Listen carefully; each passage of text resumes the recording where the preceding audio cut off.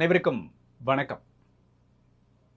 இலங்கை ஜனநாயக சோசலிச குடியரசின் 9வது ஜனாதிபதியை தெரிவு செய்வதற்கான தேர்தல் ஆரம்பிக்கப்பட்டு தேர்தல் பிரச்சாரங்கள் மிக தீவிரமாக நடைபெற்றுக் கொண்டிருக்கின்றன. ஒவ்வொரு கட்சிகளும் தங்களுடைய தேர்தல் பிரச்சாரங்களை மிக தீவிரமாக முடக்கிவிட்டிருக்கின்றன.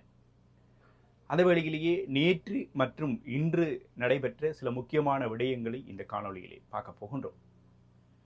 இன்று தமிழரசு கட்சியினுடைய முக்கிய சிரேஷ்ட உறுப்பினர்களை கொண்ட குழு ஒன்று வவுனியாவிலே தமிழரசு கட்சியினுடைய பதில் பொதுச் செயலாளராக இருக்கின்ற வைத்தியர் சத்தியலிங்கம் அவர்களுடைய இல்லத்திலே கூடி இந்த தேர்தலிலே யாருக்கு வாக்களிப்பது என்பது சம்பந்தமாக கூடி ஆராய்ந்து ஒரு அறிக்கையை சமர்ப்பிக்கப் போகின்றோம் என்று சொல்லிக்கொண்டு கூடினார்கள். ஒரு கூட்டம் கூட்டப்பட்டது.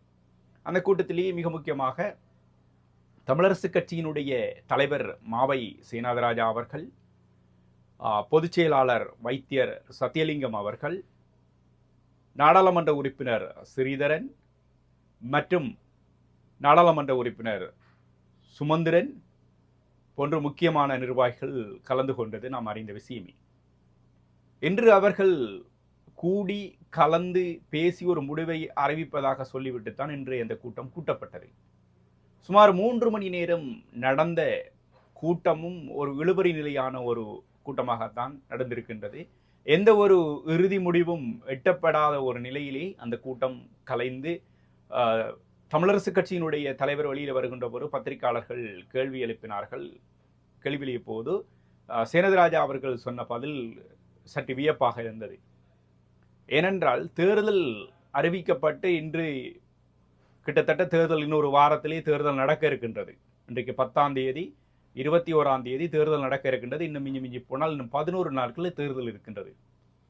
இன்று முக்கிய கூட்டத்தை கூட்டி முடிவெடுக்க போவதாக கூறிய தமிழரசு கட்சியினுடைய தலைவர் இப்போது கூட்டத்தை முடித்துவிட்டு வந்து சொல்கின்றார், இல்லை, நாங்கள் பேசி எந்த ஒரு முடிவுக்கும் வரவில்லை, மீண்டும் ஒரு முறை கூடி எல்லா பெரும்பான்மை கட்சிகளினுடைய தேர்தல் விஞ்ஞாபனத்தை நாங்கள் மீண்டும் ஒரு முறை அலசி ஆராய்ந்து வருகின்ற 15ஆம் தேதி நாங்கள் ஒரு அறிக்கையை சமர்ப்பிக்க போகின்றோம் என்று சொல்கின்றார். உண்மையிலேயே இது ஒரு வேடிக்கையான விடயம்.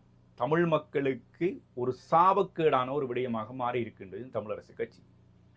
இவ்வளவு முக்கியமான முடிவெடுக்க வேண்டிய நேரத்திலே தமிழரசு கட்சி இவ்வாறு முன்னுக்கு பின் முரணான அறிக்கைகளை விடுவதும், சுமந்திரன் ஒரு கூட்டத்தை கூட்டி ஒரு வேட்பாளருக்கு ஆதரவு என்பதும், அதை ஸ்ரீதரன் அவர்கள் எதிர்ப்பதும், மாவை சேனாதிராஜா அவர்கள் அதை எதிர்ப்பதும், பிறகு மீண்டும் மாவை சேனாதிராஜா அவர்கள் அதை ஆதரிப்பதும், இப்படி பல வேலைகள் தமிழரசு கட்சிக்குள்ளே நடந்து கொண்டிருக்கின்றது. இது மக்களும் பார்த்து கொண்டிருக்கின்றார்கள்.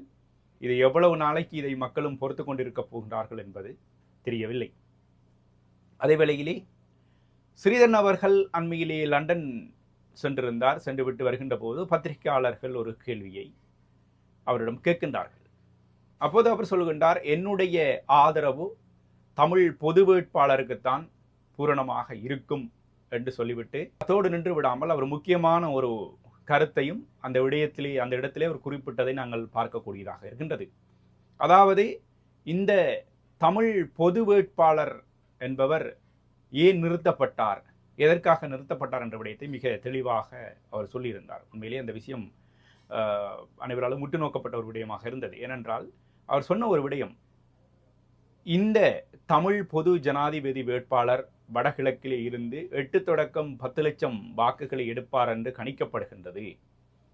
அவ்வாறு 8 லட்சம் தொடக்கம் 10 லட்சம் வரையான வாக்குகளை தமிழ் பொது வேட்பாளர் பெறுவாராக இருந்தால் உண்மையிலேயே சர்வதேசமும் தென்னிலங்கையும் நம்மை உற்று நோக்கும். அது தென்னிலங்கைக்கும் சர்வதேசத்துக்கும் சொல்லப்படுகின்ற ஒரு செய்தியாக இருக்கும். நாங்கள் உரிமைகளை இழந்து, உரிமைகளை பறிக்கப்பட்டு ஒரு நிற்கதியாக்கப்பட்ட இனமாக இந்த நிலத்திலே வாழ்ந்து கொண்டிருக்கின்றோம். எங்களுடைய சுயநிர்ணய உரிமையை நாங்கள் வேண்டி நிற்கின்றோம். அதனால்தான் நாங்கள் இந்த தமிழ் பொது வேட்பாளருக்கு வாக்களித்திருக்கின்றோம் என்கின்ற ஒரு செய்தியை இந்த சர்வதேசத்துக்கும் தென்னிலங்கைக்கும் சொல்லக்கூடிய மாதிரி இருக்கும். அதே வேளையிலே மிக முக்கியமான ஒரு கருத்தையும் அவர் குறிப்பிட்டார். அது மிக முக்கியமான ஒரு கருத்து.